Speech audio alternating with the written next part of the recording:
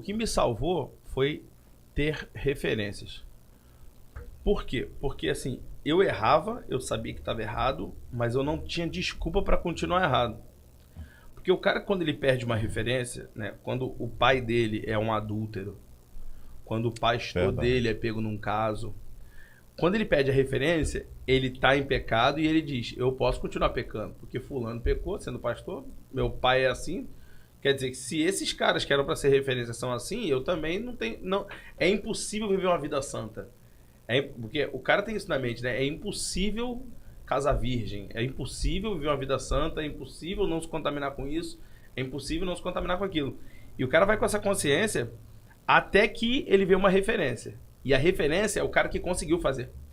Então, eu creio na misericórdia de Deus, eu creio na graça de Deus, eu creio no perdão de Deus e na restauração de Deus. Mas eu creio que o altar ele precisa ser cheio de pessoas que conseguiram.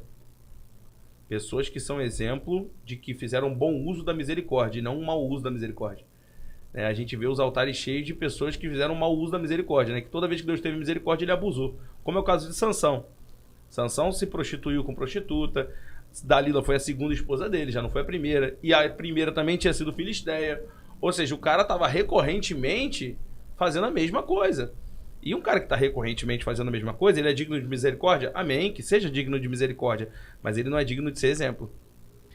E graças a Deus, a vida do meu pai, a vida dos líderes que conheci, dos líderes nos quais eu me inspirei, era tão referência que me envergonhava, que eu falava, eu tô errado, mas o certo era eu ser assim.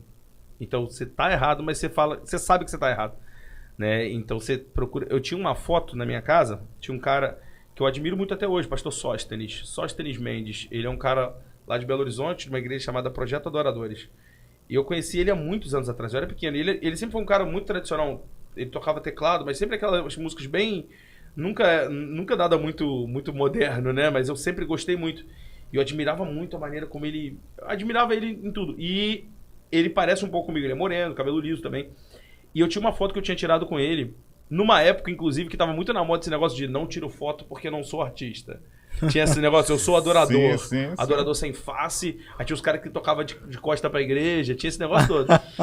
E esse cara era dessa época, só que eu fui lá tirar uma foto com ele e ele tirou uma foto comigo. E aquela foto foi tão bênção pra minha vida, porque às vezes eu tava mal e olhava pra aquela foto e falava assim, cara, ainda dá tempo de eu me tornar um cara como esse.